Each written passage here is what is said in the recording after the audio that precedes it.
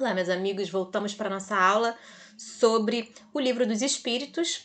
Para isso, a gente está utilizando, o mesmo livro, escrito por Allan Kardec pelos Espíritos. Nós estamos na segunda parte desse livro, no capítulo 2, do qual ele fala sobre a encarnação dos espíritos. Então, é o capítulo da encarnação dos espíritos.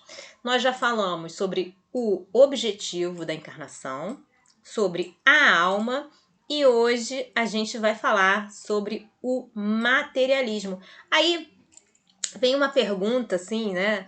Por que o Kardec incluiu o materialismo dentro dessa perspectiva aqui da encarnação? O que tem a ver o materialismo com a encarnação dos espíritos, né? Bom, aqui nesse primeiro livro, né, que a gente teve de toda a história do Espiritismo, esse foi o primeiro livro que Kardec fez junto com os espíritos, né? Com a ajuda por intermédio dos médiuns e tudo. Então, vejamos esse capítulo como sendo uma introdução, não é? A respeito desse tema. E como todo trabalho introdutório, nós temos o objetivo, né? O desenvolvimento e uma certa conclusão que seria algo assim, qual é a crítica a respeito desses dois elementos aqui? Esta seria uma crítica a respeito desses dois elementos. Que ideias que entram em oposição a estas, tá? E nessa aqui a gente também tem os espíritos falando. Então vamos lá para os nossos estudos. Pelo menos é isso que eu entendi, tá bom? Estou compartilhando com vocês a forma que eu estou interpretando esse assunto. Então, vamos lá. Materialismo. E a pergunta é 147. Por que é que os anatomistas, aqueles estudiosos, né, que estudam a anatomia, o corpo humano, os fisiologistas, né, também que estudam o físico, né, o ser humano, e em geral os que aprofundam a ciência da natureza, né, são com tanta frequência levados ao materialismo, essas ideias materialistas, pensando que não há nada além da matéria. E aí os espíritos respondem: o fisiologista refere tudo ao que vê. Então, os olhos é que são o que decifra as coisas para o fisiologista. Ele confia nos olhos dele, né? No organismo, os olhos. Orgulho dos homens, né? Eles são levados ao materialismo por orgulho, que julgam saber, os homens julgam saber tudo, não é? E não admitem haja coisa alguma que lhes esteja acima do entendimento. Então, para os homens, para muitos dos homens, eles já sabem tudo. E nada que ultrapasse o saber dele, eles admitem, eles acreditam. Se isso ultrapassa o que eu conheço, eu não quero saber. A própria ciência, não é, que esses homens cultivam, os enche de presunção, de ideias, né, antes de entender o que eles estão vendo. Essa ciência que é cultivada por esses homens que são levados ao materialismo, né, esta ciência determinada enche essas pessoas de presunção. Então eles não veem nada mais além do que eles estudaram.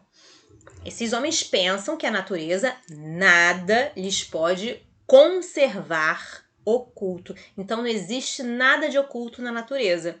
Tudo que existe na natureza eles já sabem, né? Porque tudo que eles podem ver é o que realmente existe na ideia deles, tá bem?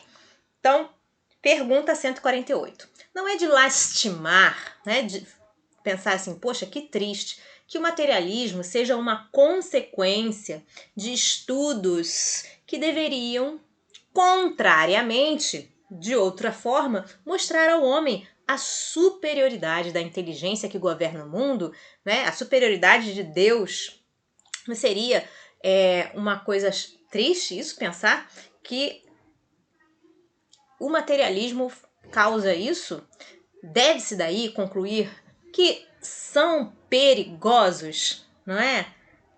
É perigoso isso? E aí os espíritos respondem: não é exato, então essa não é uma verdade, que o materialismo seja uma consequência desses estudos. Então, o materialismo não é consequência, tá? O homem é que desses estudos, é que deles tira uma consequência falsa, pela razão de lhe ser dado abusar de tudo, não é? Mesmo das melhores coisas. Então, o homem é permitido ao homem abusar das coisas, mesmo das melhores. Acresce que o nada os amedronta mais do que eles quereriam que parecesse. E os espíritos fortes, quase sempre, são antes fanfarrões do que bravos. Né? Na sua maioria, só são materialistas. Por quê?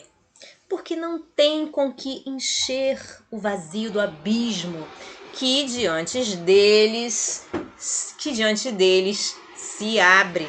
Então, eles usam o materialismo para preencher esse vazio. Mostrai-lhes uma âncora de salvação, e a ela se agarrarão pressurosamente. Não é? Essas pessoas que vivem desse materialismo usam esse materialismo para preencher o vazio. Né? Eles têm medo do nada. Não é? Então, eles, ao invés de se fortalecerem, eles fazem tentam ser crianças, como se fossem fazer uma brincadeira para poder, né, não ficar com medo, não parecer que eles têm medo. Então, eles brincam com a coisa para fingir que eles não têm medo da coisa em si, não é? Então, aí eles usam o materialismo para preencher isso, preencher esse abismo que tem por dentro. E aí Kardec diz o seguinte: por uma aberração da inteligência, uma anormalidade, né, pessoas há que só veem nos seres orgânicos a ação da matéria e a matéria, atribuem todos os nossos atos. Então é por causa da matéria que a gente existe, que a gente age, que a gente, né, que tudo é material para essas pessoas. No corpo humano, apenas vem a máquina elétrica. Vem como se fosse um robô. Somente pelo funcionamento dos órgãos estudaram o mecanismo da vida, cuja repetida extinção observam, por efeito da ruptura de um fio. E nada mais enxergaram, não é? Além desse fio. Eles acham que cortou esse fio, terminou, morreu, desapareceu. Procuraram saber se alguma coisa restava e como nada acharam senão matéria que se tornara inerte, como não viram a alma escapar-se, como não a puderam apanhar, concluíram que tudo se continha nas propriedades da matéria ou nas propriedades do corpo e que, portanto, a morte se seguia à aniquilação do pensamento. Então, depois que a gente morre, paramos de pensar para esses homens materialistas, né? Triste consequência, se for a real, porque então o bem e o mal nada significariam. Se a morte existisse de verdade, o bem e o mal perderiam significado. O homem teria razão para só pensar em si e para colocar acima de tudo a satisfação de seus apetites materiais. Já que eu vou morrer, vamos comer tudo que eu tenho para comer, vamos ver tudo que eu tenho para ver, vamos fazer tudo que eu tenho que fazer, porque daqui a pouco acabou a minha vida. Quebrados estariam os laços sociais, né? Já que eu vou morrer mesmo, não vou lembrar mais de ninguém, não preciso amar ninguém, não preciso respeitar ninguém, não preciso compartilhar minha vida com ninguém, se eu não quiser. E as mais santas afeições se romperiam para sempre. Quer dizer, pais nunca mais veriam os filhos, as mães nunca mais veriam as filhas e os avós, e todo mundo se perderia. Felizmente, longe estão de ser gerais semelhantes ideias. Então, essas ideias materialistas não são ideias de todas as pessoas, né? É ideias de apenas algumas pessoas, né? Felizmente. E felizmente que se podem mesmo essas ideias ter por muito circunscritas, constituindo apenas opiniões individuais, pois que em parte alguma ainda formaram doutrina. Então, não existem escolas, né, que criam pessoas materialistas, que produzem esse pensamento, reproduzem esse pensamento. Uma sociedade que se fundasse sobre tais bases materialistas traria em si, viria com o germe de sua dissolução. Então, viria com uma semente de destruição dela mesma. E seus membros, quem participa dessa sociedade, se entredevorariam como animais ferozes, né? Porque se a gente vai morrer, a gente quer o melhor de tudo. Então, vamos brigar por tudo que é o melhor. Vamos nos devorar uns aos outros. O homem tem instintivamente, que vem lá do fundo dos instintos, a convicção de que nem tudo se lhe acaba com a vida. Então isso vem nos nossos instintos, quer você seja materialista, quer você não seja. O nada lhe infunde horror. Então, quer seja materialista, quer não seja, o nada é uma coisa terrorífica para os homens. Todos os homens. É em vão que se obstina contra a ideia da vida futura. Então, quem pensa que não existe vida após a morte e é obstinado, né, tem essa obsessão por esse pensamento, está tentando secar o gelo, por exemplo, está tentando varrer a areia da praia. É em vão. Ao soar o momento supremo, quando está na hora de fazer a transição dessa vida para outra vida, poucos são os que não inquirem, não perguntam do que vai ser deles. O que vai ser de mim depois que meu corpo parar de funcionar? Porque a ideia de deixar a vida para sempre algo oferece de pungente, né? Deve ter algo além. Quem de fato poderia encarar com indiferença uma separação absoluta, eterna, de tudo que foi objeto do seu amor? Quem que vai encarar assim? Ninguém.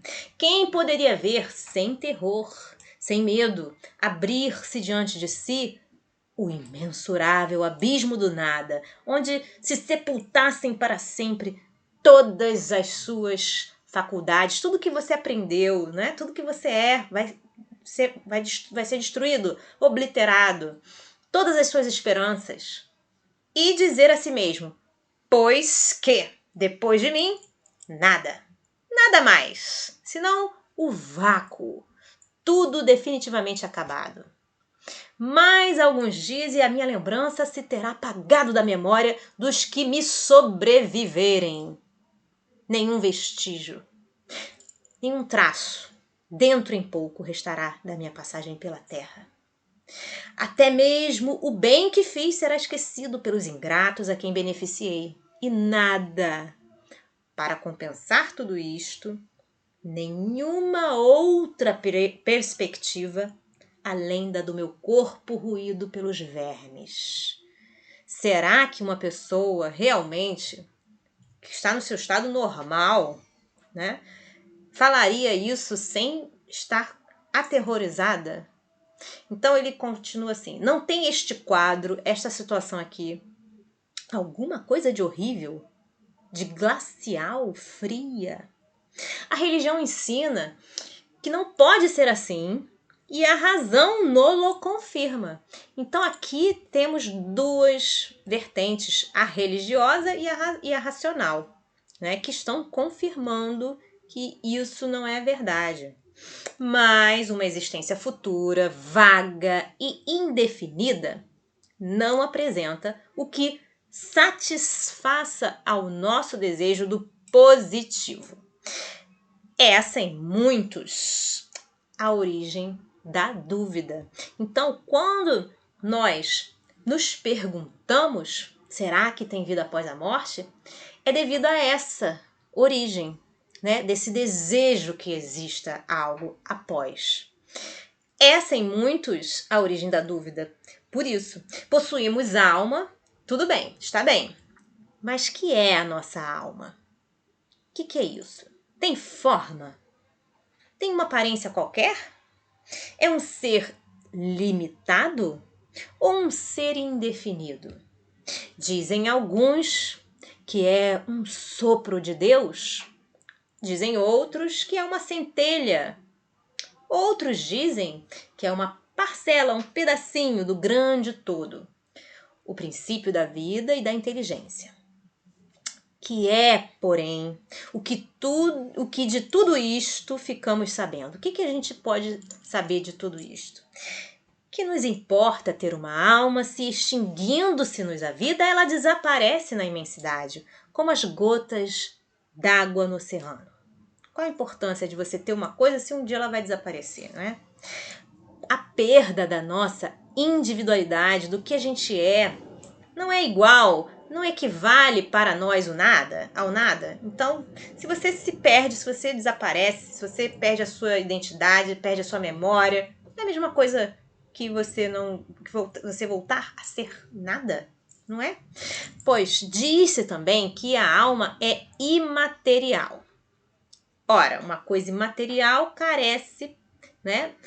Não tem proporções determinadas. Então, carece de proporções determinadas, como se fosse assim um desenho ou uma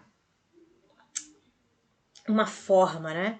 Então, desde então, nada é para nós. Se ela é imaterial, ela não é nada. A religião ainda nos ensina que seremos felizes ou desgraçados conforme ao bem ou ao mal que houvermos feito. Quem vem a ser, porém, essa felicidade que nos aguarda no seio de Deus, que vem a ser. O que é isso? Que felicidade é essa? Será uma beatitude? Uma contemplação eterna? Sem outra ocupação mais do que entoar louvores ao Criador? Será que a gente vai ficar lá no céu cantando sempre? As chamas do inferno serão uma realidade ou serão um símbolo, uma ideia? A própria igreja lhes dá esta última significação, que são um símbolo. Mas então, o que são aqueles sofrimentos? Por que as pessoas ficam sofrendo? Que lugar? Onde fica esse lugar de suplício? Onde? Uma palavra, que é o que se faz, que é o que se vê nesse outro mundo que a todos nos espera. Dizem que ninguém jamais voltou de lá para nos dar informações. É erro dizê-lo, e a missão do Espiritismo consiste precisamente em nos esclarecer acerca desse futuro, em fazer com que, até certo ponto, o toquemos com o dedo e o penetremos com o olhar. Não mais pelo raciocínio somente, porém pelos fatos. Graças às comunicações espíritas, não se trata mais de uma simples presunção, uma ideia, né, que a gente faz antes de saber sobre a real coisa. De uma probabilidade sobre a qual cada um conjeture, cada um imagine à vontade. Que os poetas embelezem com suas ficções ou cumulem de enganadoras imagens alegóricas. É a realidade que nos aparece, pois que são os próprios seres de além-túmulo que nos vêm descrever a situação em que se acham, relatar, contar o que fazem, ajudando-nos, facultando-nos assistir, por assim dizer, a todas as peripécias da nova vida que lá vivem e mostrando-nos por esse meio a sorte, o destino inevitável que nos está reservado, ou a sorte que nos está reservada, de acordo com os nossos méritos e deméritos, né? Com o que a gente fez ou que deixou de fazer. Haverá nisso alguma coisa de anti-religioso, contra a religião? Muito ao contrário, porquanto os incrédulos encontram aí a fé, e os tíbios a renovação do fervor e da confiança. O Espiritismo é, pois, o mais potente auxiliar da religião. Então o Espiritismo ajuda a religião, ele não é antirreligioso. Se ele aí está, é porque Deus o permite. E o permite para que as nossas vacilantes esperanças, né, a nossa falta de fé, as nossas vacilantes esperanças se revigorem, fortaleçam. E para que sejamos reconduzidos à senda do bem pela perspectiva do futuro. Vamos ser reconduzidos ao caminho do bem, porque agora nós podemos ver qual é o nosso futuro. Tá bem, gente? Ficamos por aqui na nossa aula de hoje. Eu espero que vocês estejam gostando dela tanto quanto eu. Um beijo grande a todos. Deixem seu like, compartilhem esse vídeo, comentem, façam seus comentários, suas perguntas. Isso é muito importante para o nosso trabalho. Se inscrevam no canal, apertem o sininho para vocês receberem as notificações quando tivermos novos vídeos. E eu desejo que vocês me passem o seu feedback, dizer que se vocês estão gostando do conteúdo, nos mostrar, caso tenham curiosidade para novos conteúdos, podem também escrever, ficaremos felizes em receber todas essas informações de vocês, tá bem? Um grande beijo a todos, Deus abençoe e até a próxima. Tchau, tchau.